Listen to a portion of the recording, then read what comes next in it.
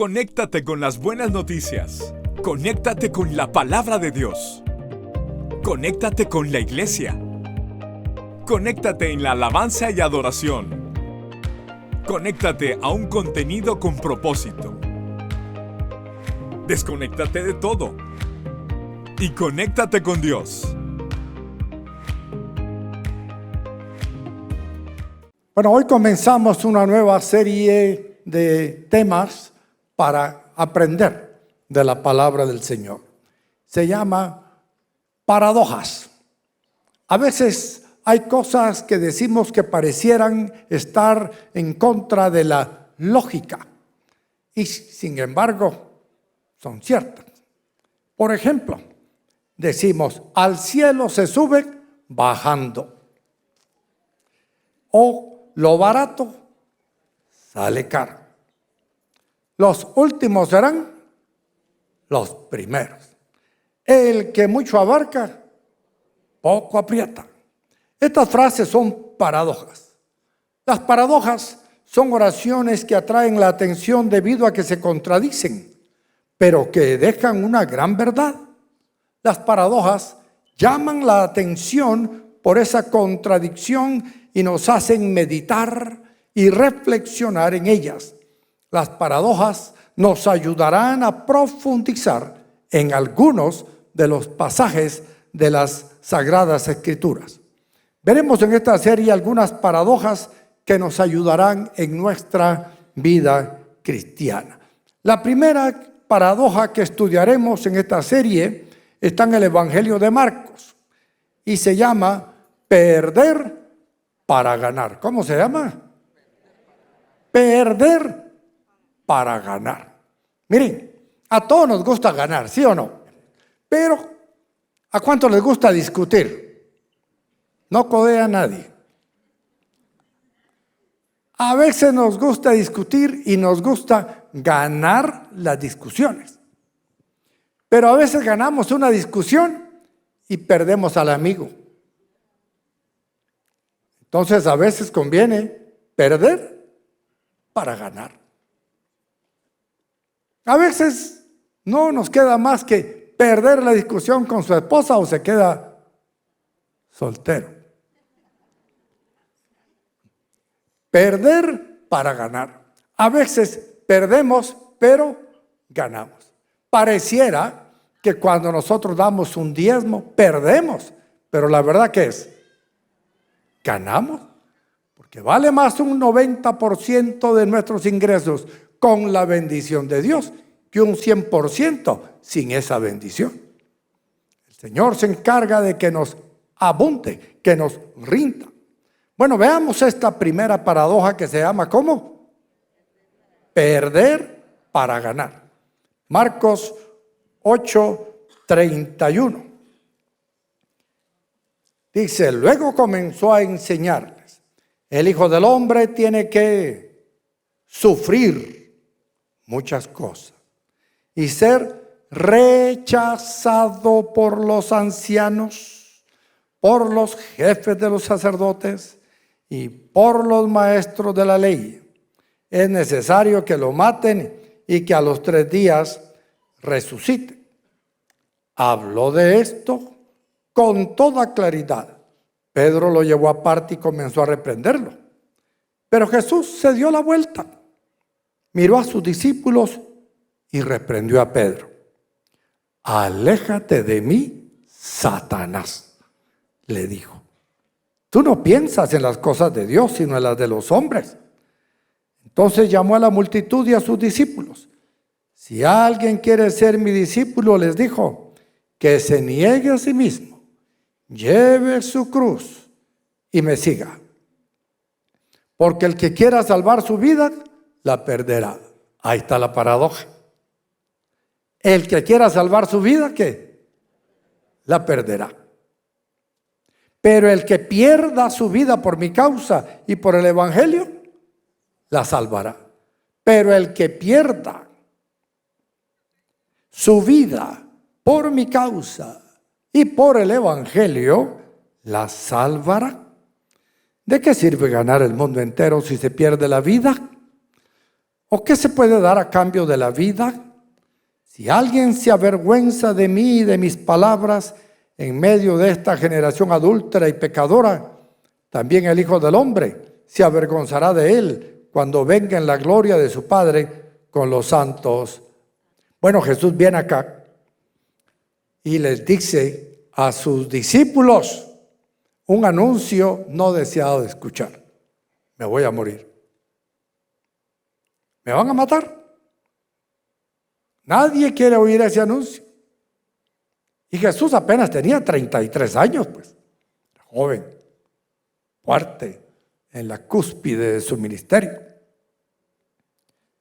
El Hijo del Hombre tiene que sufrir muchas cosas, les dice en el versículo 31, y ser rechazado por los ancianos, por los jefes de los sacerdotes y por los maestros de la ley. Es necesario que lo maten y que a los 3 días resucite. Pero le pusieron más atención a que lo maten, no a que lo resuciten.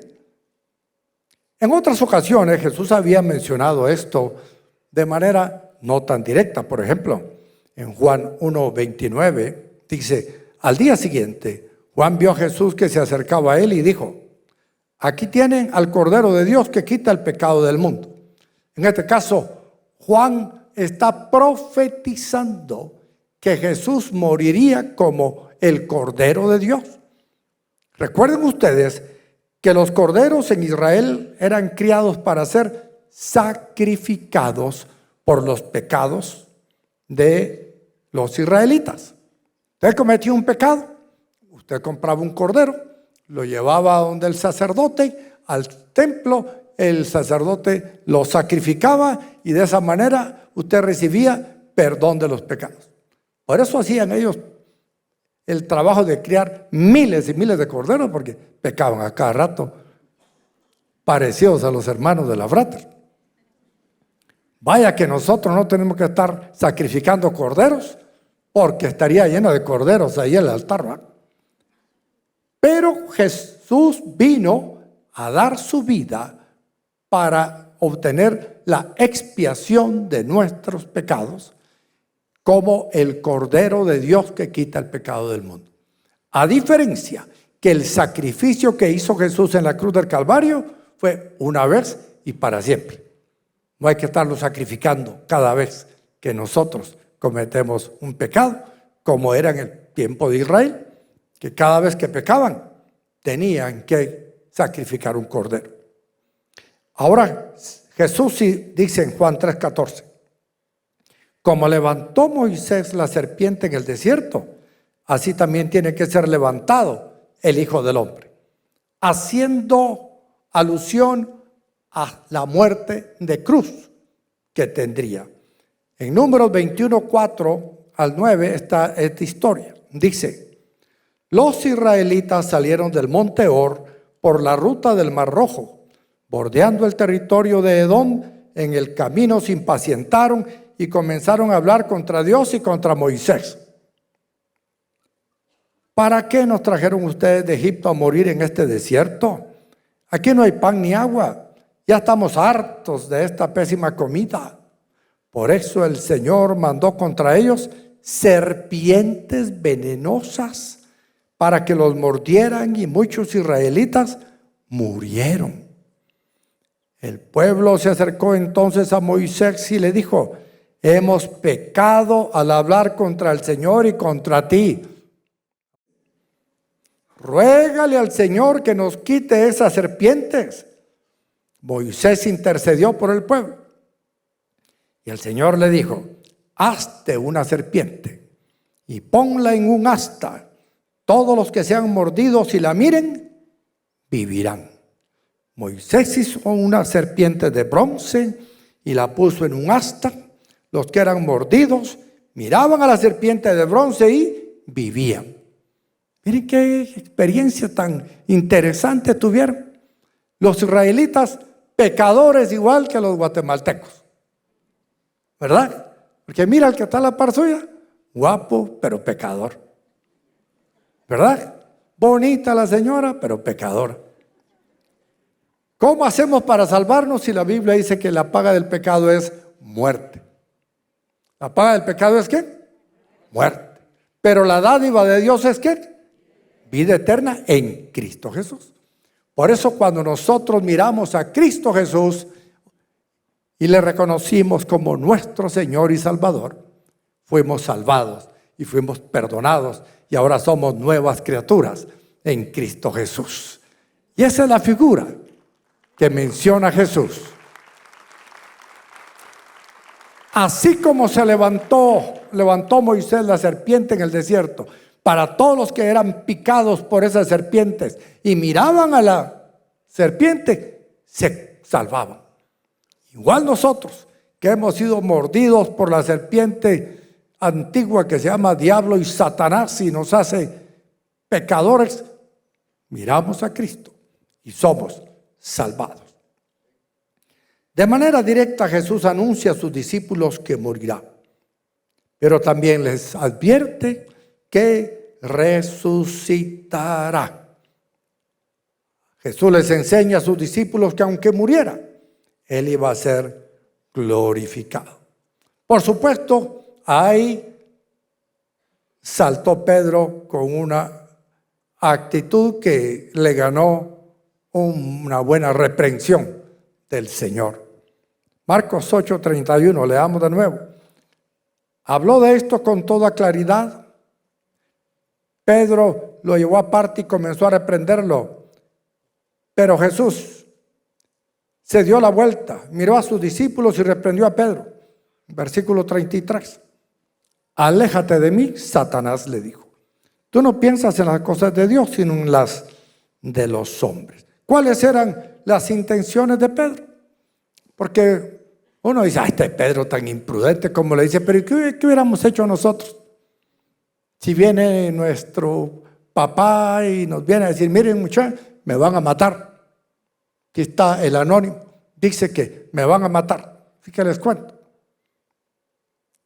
Pues nos preocupa. Jesús no está diciendo, me voy a matar. No está diciendo, me van a matar. Eso es inevitable. Recordemos que Pedro lo dijo como expresión del amor que tenía por Jesús. Pedro amaba a Jesús tanto que le dijo, no hombre, no digas esas cosas. ¿Cómo hablas de que te vas a morir? Estás joven, te queremos, nos hace falta, necesitamos liberar a Israel de esta condición.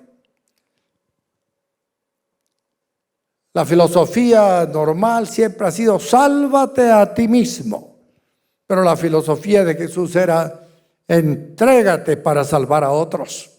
Él sabía que a veces había que perder para ganar. Jesús sabía que perder su vida en la cruz del Calvario implicaba ganar la vida eterna para todos nosotros. ¿Y cuántos se alegran de que Jesús haya perdido su vida en la cruz para darnos vida eterna a nosotros? Sí. Además nos dio la resurrección. Al resucitar Él al tercer día, estableció la norma. Todos los que morimos en Cristo, resucitaremos. Así que, por favor, dígale a su vecino, muérase tranquilo, porque va a resucitar.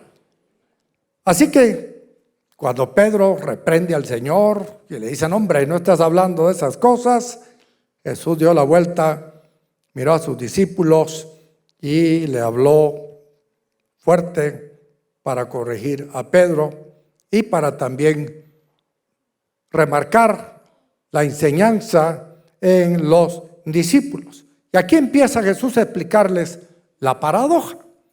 Jesús sabe que las palabras de Pedro están influenciadas por Satanás, queriendo tentar a abandonar el propósito celestial. Recuerden ustedes que cuando Jesús estaba en el jardín del Getsemaní, Él se puso a orar y oró de esta manera: Padre, si es posible que pase esta copa. O sea que en su humanidad el Señor tampoco quería que lo crucificaran, pues, ¿y quién va a querer? ¿Verdad que no quería que lo crucificaran? no era ganga, como decimos aquí en Guatemala, no era algo rico, era horrible, toda la agonía por la que iba a pasar. Por eso él ora y dice: Señor, si fuera posible, que pase de mí esta copa, pero que sea conforme a tu voluntad y no conforme a la mía. Y ahí era donde Jesús decía: bueno, aquí a Pedro lo está inspirando el enemigo de las almas, que no quiere que yo dé mi vida en pérdida para salvar la vida de tanta gente y aún la propia. En el versículo 34 dice el Señor: entonces llamó a la multitud y a sus discípulos. Si alguien quiere ser mi discípulo, les dijo, que se niegue a sí mismo, lleve su cruz y me siga. La bendición llega de la mano de la persecución. Por eso Jesús dice: si alguien quiere ser mi discípulo, niéguese a sí mismo. Mire, negarse a sí mismo. Usted va donde el doctor y le dice: Señor, usted lo que tiene es una diabetes, pero que lo está matando. Así que ahora usted tiene que negarse a sí mismo todo lo dulce. No puede comer panes, nada de champurradas, nada de hojaldras, nada de pasteles, nada de azúcar, nada de pastas. Y entonces se lo lleva a usted la tristeza. Y de repente nos encontramos con usted, que era una persona así hermosa, ¿verdad? Llenita. Pero ahora la encontramos flaca. ¿Qué pasó? Me negué a mí mismo. Los panes, los pasteles, las pastas. Y ahora, le dice el doctor, ahora está bien controlado, está sano. Usted vive su vida tranquilo, pero se está negando aquello que le encanta, pero que le hace mal. Lo mismo le pasa a los hijos del Señor. Ustedes de aquellos que dicen: yo no me dejo de ninguno. A mí, si me hacen algo, yo ni perdono, ni olvido y me vengo. Entonces, negarse a sí mismo, ¿qué es? Cuando alguien lo ofende, ¿qué tiene que hacer? Perdonar. Perdonarlo. Y de esa manera usted se convierte en un discípulo del Señor.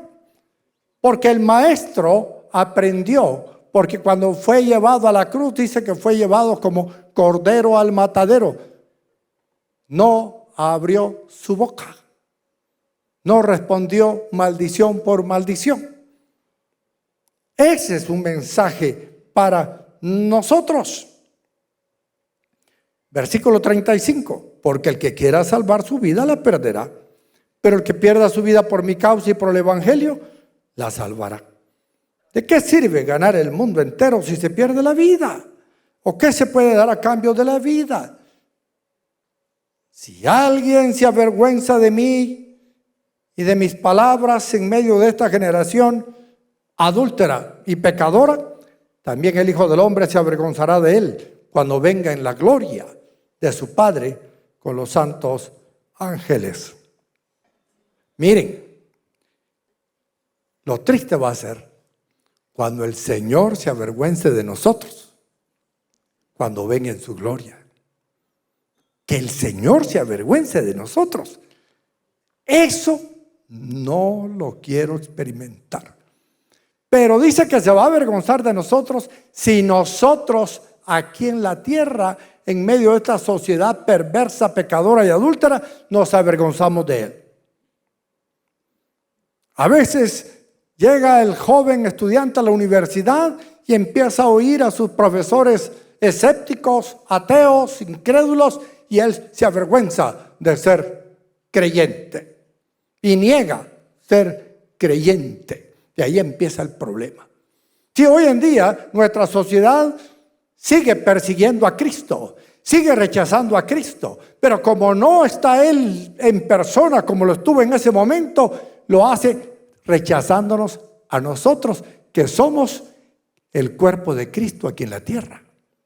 Rechaza a la iglesia, ataca a la iglesia.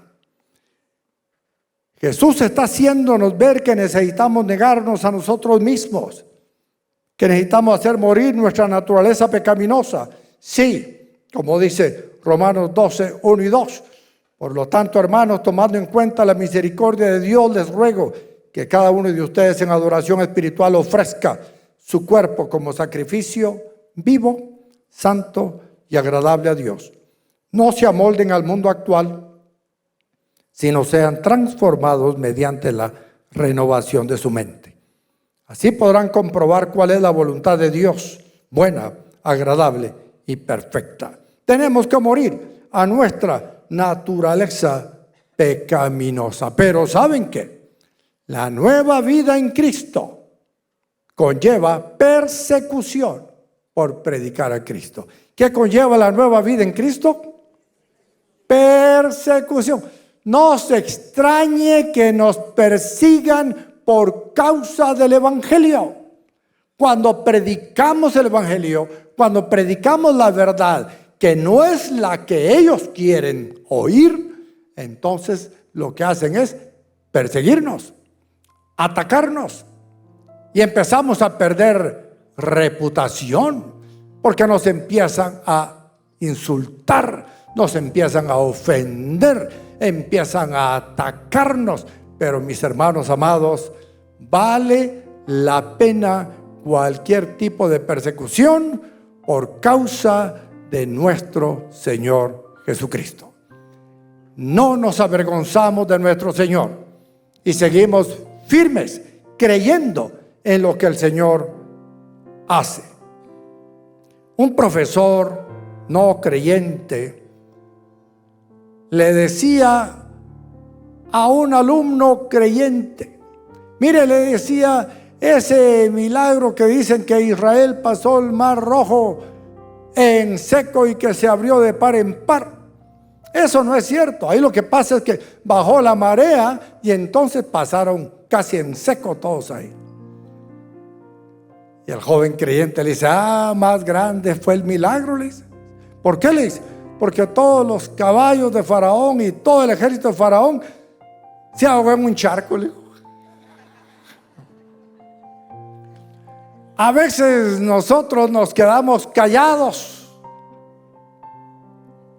pero como dice la Escritura, si nosotros no hablamos, las piedras hablarán.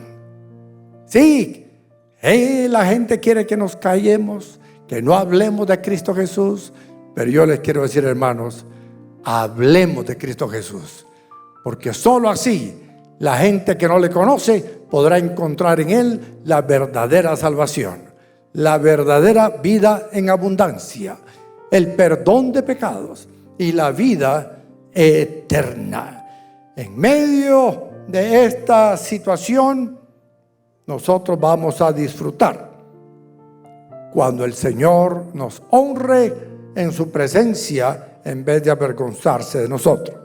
Jesús hace referencia a avergonzarse de predicar de Él, porque hacer esto conllevaba persecución. Jesús menciona que la audiencia no era una audiencia fácil, sino que una audiencia adúltera y pecadora. Pero en medio de eso había que seguir a Jesús, a pesar de la persecución que esto podía presentar. Cuando la iglesia comenzó en el primer siglo, fue perseguida y mataron a miles, cientos de miles de creyentes. ¿Por qué? Porque los cristianos decían, Jesús es el Señor, pero todos los paganos decían, César es el Señor, el gobernador, el Dios es el emperador romano. Pero había un pueblo que reconocía que sobre ese emperador había otro mucho más alto, que es Jesucristo, nuestro Señor. Y a Él es a quien nosotros predicamos, en Él es en quien confiamos, y a veces por predicarlo somos objeto de ataque, somos objeto de injuria, somos objeto de calumnia, somos objeto de muchos temas de persecución. Pero hermanos amados, Jesús nos dijo, en el mundo tendrán problemas, conflictos, pero confíen, yo he vencido al mundo. Y si Dios es por nosotros, ¿quién contra nosotros? Así que no tengan miedo. Si a ustedes le dicen, usted es de esos, de la frater. Sí, por supuesto que soy. Usted es de esos aleluyas. Por supuesto que soy. ¿Usted cree en Cristo? Creo en Cristo. Y si lo mato, sigo creyendo en Cristo. Ya vimos que por la muerte de Cristo nosotros tenemos vida eterna y resurrección. Así que un día va a resultar con un cuerpo más bonito que el que tiene ahora, sano perfectamente, sin enfermarse más. Vale la pena creer en nuestro Señor. Pongámonos de pie, mis hermanos. ¿Qué tal si le damos otro aplauso fuerte al Señor y le decimos gracias, gracias, Señor, porque nos enseñaste que vale la pena perder para ganar? Vale la pena perder para ganar. La gente no entiende muchas cosas que hacemos. ¿Y por qué ya no chupas? ¿Y por qué ya no mujerías? ¿Y por qué ya no robas? ¿Y por qué ya no mentís? ¿Y por qué ya no maltratas? Porque ahora estamos perdiendo para ganar. Y vale la pena hacerlo. Hermanos, próximo domingo vamos a hablar de otra paradoja. Está muy interesante esto de las paradojas, ¿no? A mí me sonaba como a mil hojas al principio, pero vamos a orar. Padre nuestro, te damos gracias por esta oportunidad que hemos tenido de estar juntos. Gracias, Señor, por la salvación hermosa que experimentamos por la fe en Jesucristo. Gracias, Señor, porque en Él tenemos vida eterna. Gracias, Señor, porque hemos aprendido por tu ejemplo a perder para ganar. Vale la pena, Señor. Ayúdanos, Señor, a decir como el apóstol Pablo: y todas las cosas que yo consideraba valiosas las he refutado como pérdida por causa del amor de Cristo Jesús. Y en esa actitud de meditación y oración pregunto: ¿hay alguien aquí en medio de nosotros que quiere hoy convertirse en un discípulo de Jesús, empezar a tomar su cruz cada día y seguirle, recibir de Él perdón de sus pecados y vida eterna? Usted, amigo que nos ve por la televisión o por las redes sociales, si quiere entregar su vida al Señor, ore conmigo esta oración. Diga así: Padre nuestro, reconozco que soy un pecador. Me arrepiento por todos mis pecados. Quiero ser un discípulo tuyo. Perdóname, transfórmame. Confieso mi fe en Jesús, el Hijo de Dios que murió por mí en la cruz, fue sepultado, resucitado y está sentado a la diestra de Dios Padre. Si usted hizo esta oración de fe, entre a nuestra página soynuevo.org. Déjenos ahí sus datos. Con gusto le ayudaremos. Mis queridos hermanos, perder para ganar, ¿vale la pena? Vale la pena. Así que demos todo lo que podamos para la gloria de Dios nuestro Señor. Conéctate con las buenas noticias. Conéctate con la palabra de Dios. Conéctate con la iglesia. Conéctate en la alabanza y adoración. Conéctate a un contenido con propósito. Desconéctate de todo y conéctate con Dios.